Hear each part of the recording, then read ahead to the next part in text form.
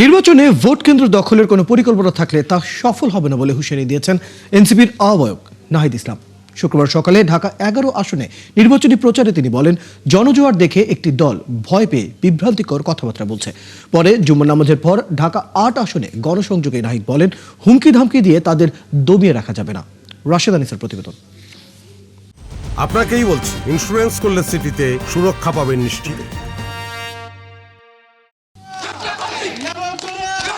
নির্বাচনী প্রচার শুরুর দ্বিতীয় দিনে সকালে ঢাকা ১১ আসনে ১০ দলীয় ঐক্যজোটে গণমিছিলে অংশ নেন এনসিপির আহ্বায়ক নাহিদ ইসলাম। এর মধ্য দিয়ে এই আসনে শাপলাকলি নিয়ে আনুষ্ঠানিক প্রচার শুরু করেন তিনি।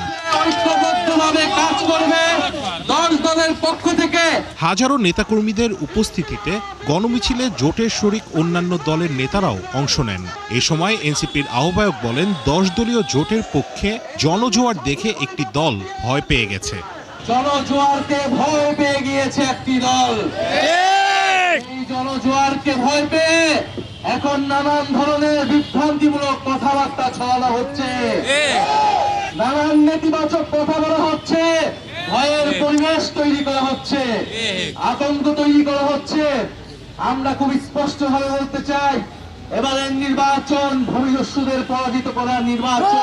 নির্বাচনে কেউ ভোট কেন্দ্র দখলের চেষ্টা করলে জীবন দিয়ে হলেও তা প্রতিহতের ঘোষণা দেন নাহিদ ইসলাম।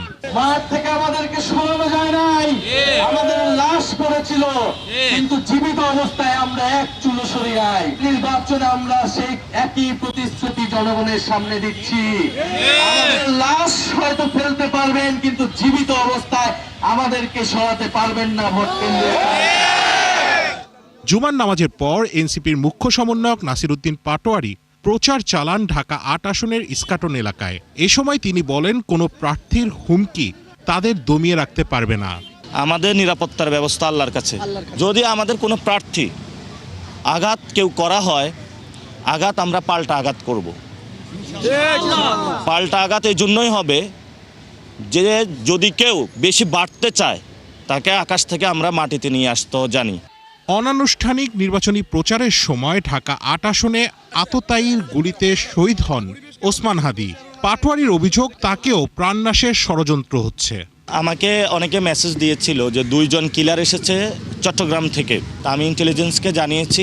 রাশেদ আনিস, ৭১, ঢাকা।